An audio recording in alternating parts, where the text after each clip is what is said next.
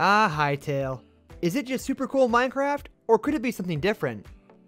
Join us as we take a look at Hytale and see if it meets its expectations. What happens when the announcement trailer for your indie game gets 54 million views and counting?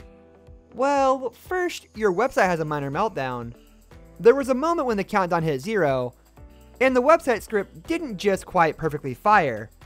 Project leader Aaron Noxie Donahue recalls. Everyone on the Hytale team, spread all across the world, gathered on TeamSpeak for the occasion, held their breath for a few good seconds, and then the network team sprang into action to fix the issue. And there was an inhalation. We watched the trailer once, and nothing was happening for like the first 2 minutes.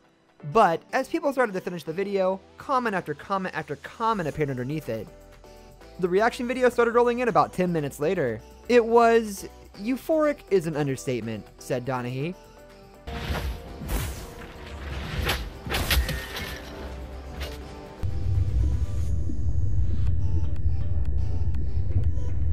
His fear was that Hytale, a game with more than a passing resemblance to Minecraft, created by many people with a background in running a successful Minecraft server, would be dismissed as yet another title destined for the ever-growing block game graveyard. But the trailer, which showed off features such as a realistically lit and animated world, adventure and minigame modes, extensive modding, an in-game animation tool, and even live scripting, immediately struck a chord.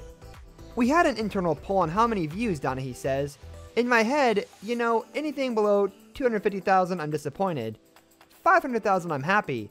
In a million I'm like, super happy. At the end of the first week, the trailer hit 11 million views. The eyes of thousands of players and some of the biggest players in the game industry are now very much upon the project he's leading. I don't want to come across like, oh, we're burdening with all this interest, he laughs, but it does change things. It undeniably changes things.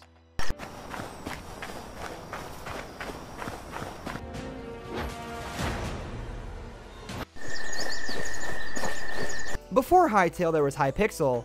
Started by Simon Collins-LaFlame and Philip Touche, it was one of the many fan-made Minecraft servers that popped up in 2013. Players were getting very good at using Minecraft's creation tools, most often Redstone, the game's simplified version of electronics, to build complicated contraptions and incorporate them into adventure maps, focused campaigns that others could download and play, provided they had the technical know-how to get it running. Many did not. The process of hunting for hidden folders, ensuring the server config was working, and that your chosen mod was compatible with the version of the game you were using as well as the client you were using it with was a headache. And so Collins-LaFlame and Touche decided to run a server that would function as a playable library of all their adventure maps, where players could simply join the server to access a suite of games. Advertising.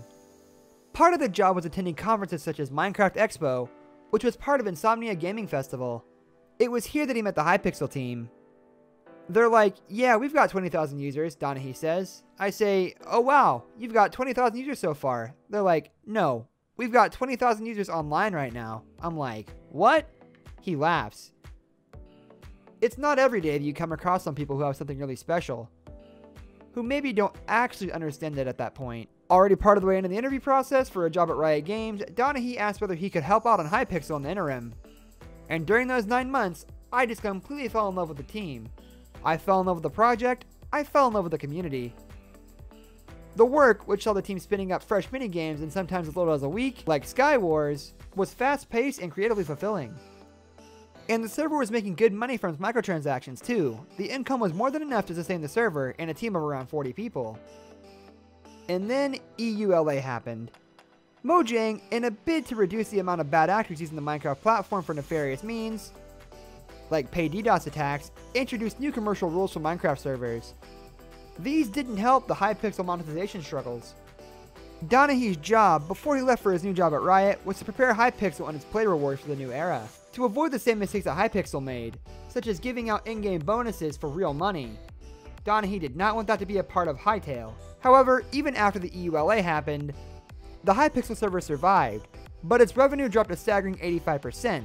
And suddenly the team had to rethink how they were going to fund a platform that tens of thousands of players log onto every day. Donahue and Collins-LaFlame continued to correspond, with the latter asking the former if he was interested in coming back to further help Hypixel get back on track. With 7 people, 18 months, and 700,000 to make their game, he said okay. And that's the tale of how Hytale began. So now we have the question, does Hytale meet the high expectations? We think so. Donaghy's got a lot of experience under his belt, and that should be enough to convince you that Hytale will be fine. Thanks for watching, guys. Be sure to comment, subscribe, and like the video. Have a great night.